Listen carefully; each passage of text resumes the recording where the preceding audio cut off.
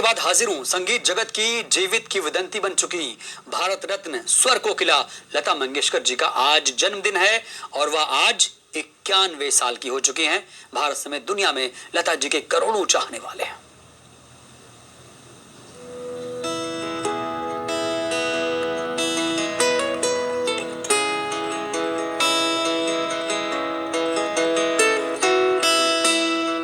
लता जी के एक फैन हैं मध्य प्रदेश के बैतूल की आमला तहसील के रहने वाले मदन लाल गुगनानी, जिन्होंने अपनी पूरी उम्र लता जी के गीतों का कलेक्शन करने में गुजारी है।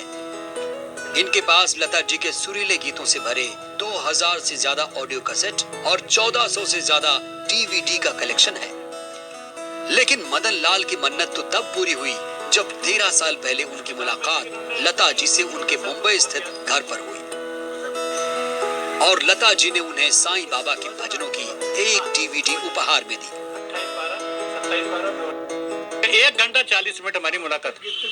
हाँ, उनने जिस पेन से दस्तखत की थी वो पेन मुझको दिया, उनका एक रुमाल मैंने ले लिया और मैंने उनको कहा कि दीदी आपके लिए सब लोग लेकर आते हैं प्राइम, आप मुझको कुछ दीजिए। तो उनने ये उनकी पर्सनल यूज वाली मराठी की ये डीवीडी है, ये उनने मुझको दी। मेरे को 2 थी, उषा मंगेशकर जी ने उठा के ला कर दी और मराठी में उनको बताया कि 2 ही बच्ची हैं।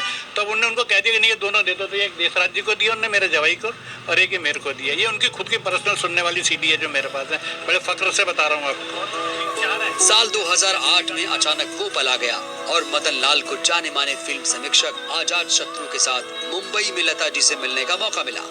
केवल मुलाकात ही नहीं हुई बल्कि लता जी ने मदन लाल को तोहफा भी दिया, जो आज मदन लाल के लिए एक बहुमूल्य धरोहर बन गई है। मदन लाल गुगनानी ने बचपन से अब तक लता जी के गीतों की एक पूरी लाइब्रेरी तैयार की है। इस लाइब्रेरी में 2000 से ज्यादा ऑडियो कैसेट, 1400 से ज्यादा डीवीडी और 300 से ज्यादा वीडियो शामिल है। मदन लाल का एक दिन भी ऐसा नहीं गुजरता जब वो लता जी के गीत ना सुने।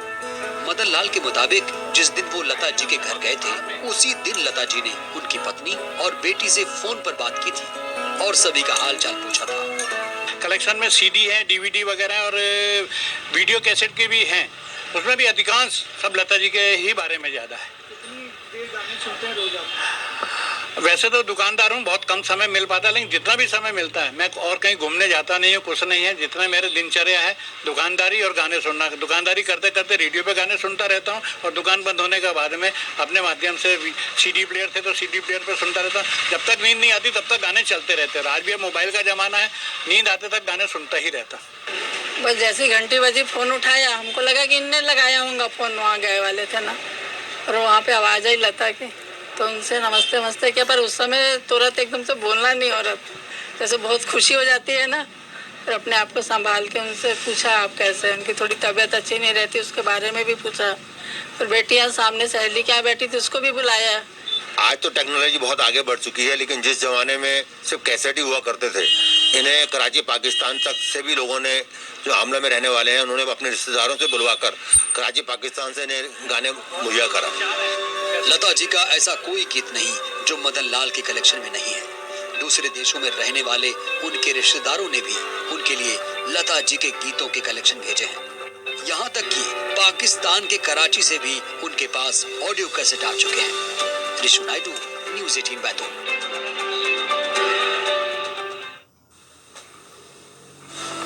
तो दीदी के सबसे बड़े फैन से हमने आपको मिलवाया, मदन लाल जी से, और उनकी खासियत भी आपने सुनी कि उनको जब भी वक्त मिलता है वो लता जी के ही गाने सुनना पसंद करते हैं। लेकिन हमारे पास ये संगीत का धरोहर है, भारत रत्न स्वर कोकिला लता जी आज भी हमारे बीच हैं। ये हमारे लिए फख्र की बात है। 91 साल की उनकी उम्र हो चुकी है और उनके गीत कई पीढ़ियों ने सुना है और आज भी उनके गाने लोगों को पसंद आते हैं। टीकमगढ़ के खेरा गांव के पास